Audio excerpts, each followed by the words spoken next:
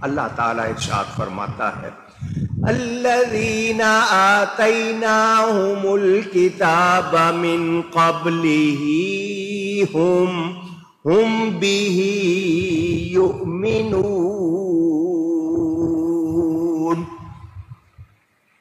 جن کو ہم نے اس سے پہلے کتاب دی وہ اس پر ایمان لاتے ہیں۔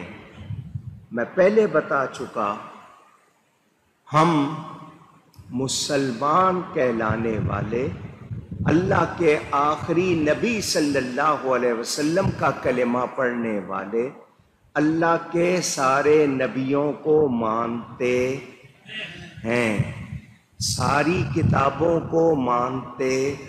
ابھی میں نے آپ کو بتایا کتنے صحیفے نازل ہوئے؟ 104۔ ہم ان سب کو مانتے ہیں، لیکن آپ نے دیکھا ہوگا اور یہ سنا بھی ہوگا، حضرت موسیٰ علیہ السلام کو ماننے کا دعویٰ کرنے والے حضرت عیسیٰ کو اور انجیل کو نہیں مانتے، اور حضرت عیسیٰ کے ماننے والے حضرت موسیٰ اور تورات کو نہیں مانتے۔ لیکن ہم سب کو آمن الرسول بما انزل الیہ من ربہ والمؤمنون کل آمن باللہ وملائکتہ وکتبہ ورسلہ، کتابوں کو بھی اور رسولوں کو بھی مانتے ہیں۔ میرے دوستوں اور بزرگوں، جو نفسانی خواہشات نفس کا غلام بن جائے، کیونکہ یہ خواہشات نفس دو طرح کی ہوتی ہیں، ایک حق کے موافق ہوتی ہیں، ایک حق کے مخالف ہوتی ہیں۔ تو یہ جو حق کے مخالف ہو اس پر عمل کرنا آپ کو چونکہ حرام کی طرف لے جائے گا، کفر کی طرف بھی لے جا سکتا ہے۔ تو جو غلط خواہشات کو پسند کرے گا وہ پھر اللہ کی کسی کتاب کو ماننے والا نہیں ہے، وہ حق کا ماننے والا نہیں ہے۔ اور جو حق کے موافق، جو حق کی فیور کرنے والی بات ہے، حق کے مطابق جو بات ہے، جو اس کے مطابق اپنی خواہشات بنائے گا تو ان کی تو پیروی ثواب ہو جائے گی۔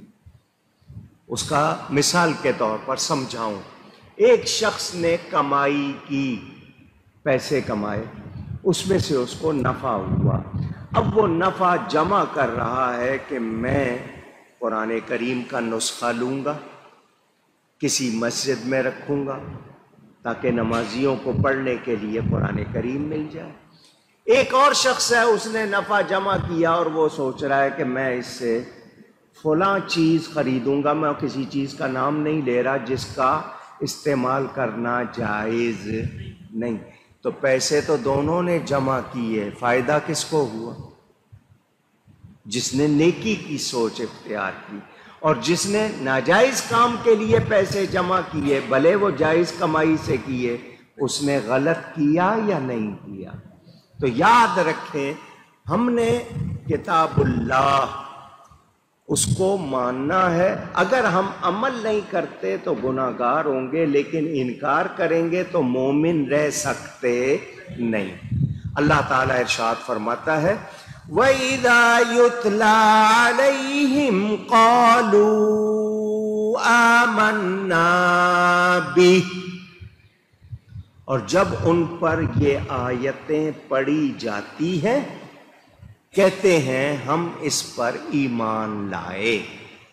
قَالُوا آمَنَّا بِهِ إِنَّهُ الْحَقُّ مِنْ رَبِّنَا إِنَّا كُنَّا، وہ کہتے ہیں ہم اس پر ایمان لائے، بے شک یہی حق ہے ہمارے رب کے پاس سے، اِنَّا كُنَّا مِن قَبْلِهِ مُسْلِمِينَ، یہ ہمارے رب کے پاس سے ہے اور ہم اس سے پہلے ہی گردن رکھ چکے تھے۔ میں نے آپ کو مسلمان کا معنی کیا بتایا تھا؟ گردن رکھ دینے والا۔ تو مسلمین لفظ آیا، کیا مطلب؟ ہم اس سے پہلے ہی دل و جان سے اس کو تسلیم کر چکے تھے، جس کو کمپلیٹ سبمیشن کہتے ہیں۔ کیا مطلب؟ بہت سے لوگ ہوں گے، آج بھی میں آپ کو بتاؤں، میں نے اپنی آنکھوں سے دیکھے ہیں، آپ کو بھی ہوا ہوگا اتفاق، دیہات میں یا آپ کو ہو سکتا ہے بستی میں ایسے لوگ ملیں جنہوں نے قرآن کو تلاوت کرنا سیکھا نہیں، مگر بڑے ادب سے قرآن شریف کھولتے ہیں اور ایک ایک سطر پر ہاتھ رکھ کے کہتے ہیں میرے رب نے جو کہا سچ کہا، میرے رب نے جو فرمایا حق فرمایا، سچ۔ وہ اسی طرح پڑھتے ہیں کیونکہ انہوں نے پڑھنا نہیں سیکھا اور نہ سیکھ پائے۔ تو مومن کون ہے؟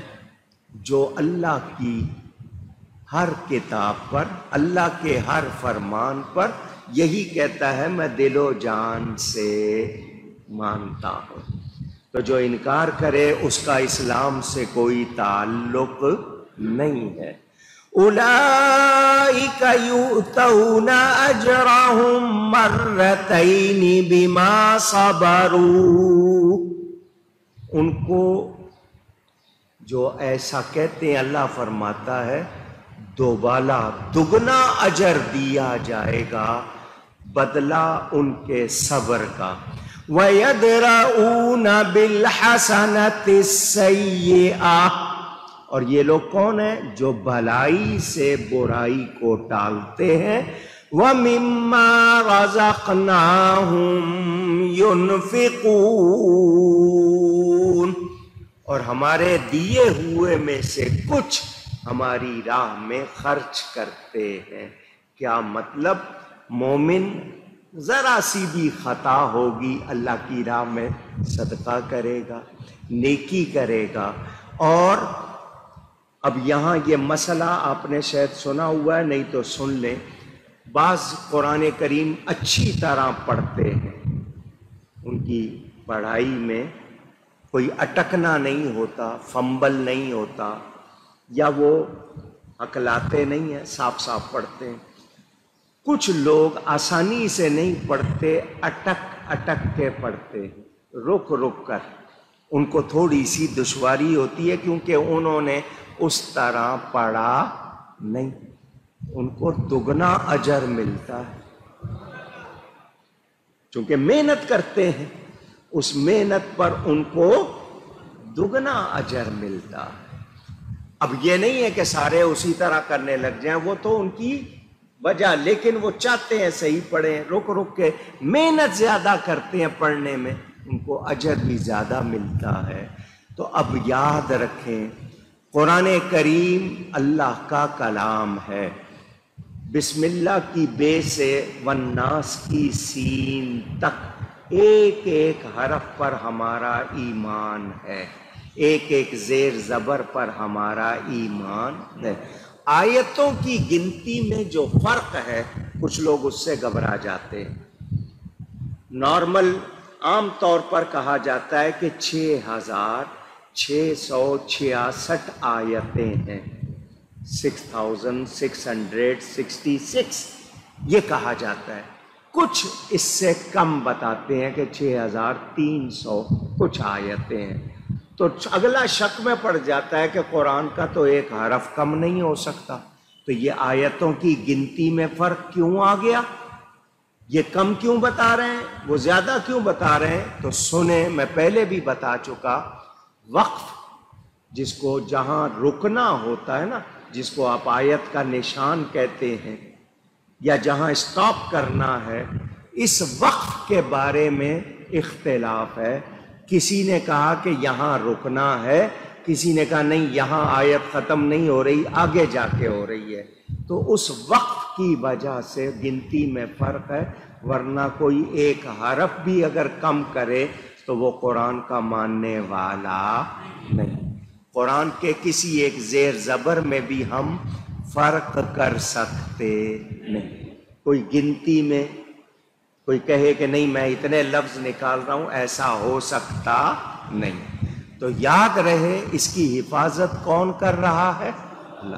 چوری کب ہوتی ہے؟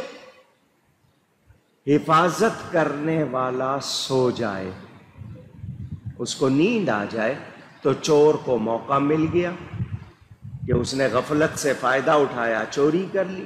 اونگ آ جائے یا حفاظت کرنے والا کمزور ہو اور چوری کرنے والا طاقتور ہو تو چوری ہو سکتی ہے۔ اب یہ باتیں کیا اللہ کے لیے ہم سوچ سکتے ہیں؟ قرآن میں ہے لا تأخذہ سنۃ ولا نوم، نہ اس کو اونگ آتی ہے نہ اس کو نیند آتی ہے، اور اس جیسا طاقت والا کوئی بھی نہیں، تو چوری کیسے ہو؟ تو اللہ حفاظت کر رہا ہے، اس قرآن کی کسی ایک زیر زبر کی بھی چوری نہیں۔ اب میں آپ کو ایک بات پھر سنا رہا ہوں، میں نے آپ کو پہلے بھی سنائی تھی۔ جلسہ ہو رہا تھا، ہزاروں کی تعداد میں لوگ موجود تھے، اسٹیج پر بھی علماء بہت بڑی تعداد میں بیٹھے تھے، مختلف مکاتب فکر یعنی مکس، سارے سنی نہیں تھے، دوسرے بھی بیٹھے ہوئے تھے۔ ایک شخص کو تقریر کا موقع دیا گیا، اس نے خطبہ شروع کیا، کیونکہ جب بھی دینی جلسے میں کوئی بات کرتا ہے پہلے خطبہ، چاہے چھوٹا پڑھے یا بڑا پڑھے، خطبہ پڑھتا ہے۔ الحمدللہ رب العالمین، اگر سب کو یاد ہوگی یہ آیت، اس نے الحمدللہ رب العالمین پڑھا۔ کیا پڑھا؟ بے کے نیچے زیر تھی، اس کی بجائے بے پر پیش پڑھ لیا۔ لوگوں نے کہا رب العالمین، دوبارہ پڑھو۔ اس نے پھر پڑھا اور پھر اسی طرح پڑھا پیش کے ساتھ۔ لوگوں نے کہا شاید تم نے غلط یاد کیا ہوا ہے، اس طرح نہیں، اس طرح پڑھو، پھر پڑھو۔ اس نے تیسری مرتبہ پھر اسی طرح پیش لگا کے پڑھا۔ اب تک جو روک رہے تھے، ٹوک رہے تھے، وہ یہ سمجھ رہے تھے اس کو صحیح یاد نہیں ہے، لیکن اب ان کو احساس ہوا کہ یہ جان بوجھ کے کر رہا ہے۔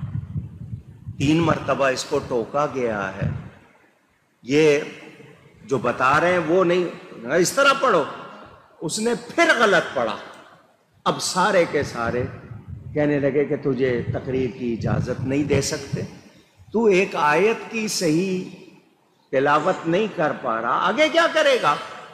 اس نے کہا رک جاؤ، تم لوگ سارے اٹھ کھڑے ہوئے ہو مجھے ڈانٹنے کے لیے، مجھے سکھانے کے لیے، میں نے تم کو سبق کیا دینا تھا، تم نے توجہ نہیں کی۔ میں نے ایک زیر کی جگہ کیا پڑھا؟ اونچی، تم سے برداشت نہیں ہوا۔ زیر پڑھنا تھا، نہیں پڑھا، پیش پڑھا، سارا مجمع چیخ پڑا، کیا علماء، کیا عوام، سب کے سب چیخ پڑے، کسی سے برداشت نہیں ہوا۔ صرف ایک حرکت، ایک سائن، زیر نہیں پڑھا، پیش پڑھا، تم سب چیخ پڑے۔ اگر میں لفظ بدل دیتا تو کیا ہوتا؟ اندازہ کرو، جب تم مجھے ایک حرکت صحیح نہ پڑھنے پہ ٹوک رہے ہو تو وہ جو کہتے ہیں نہیں قرآن کے 40 پارے تھے، وہ جو کہتے ہیں نہیں جی حضرت عائشہ کی بکری 10 پارے کھا گئی، کتنی آیتیں اس میں سے نکال دی گئی، تو بولو یہ ہو سکتا ہے؟ ایک زیر زبر غلط نہیں پڑھنے دے رہے ہو، آیت کیسے بدلنے دو گے؟ تو اس نے سمجھایا، بتا دیا کہ قرآن میں تحریف، تبدیلی ہو سکتی نہیں، یہ اللہ کا کلام ہے اللہ کی طرف سے۔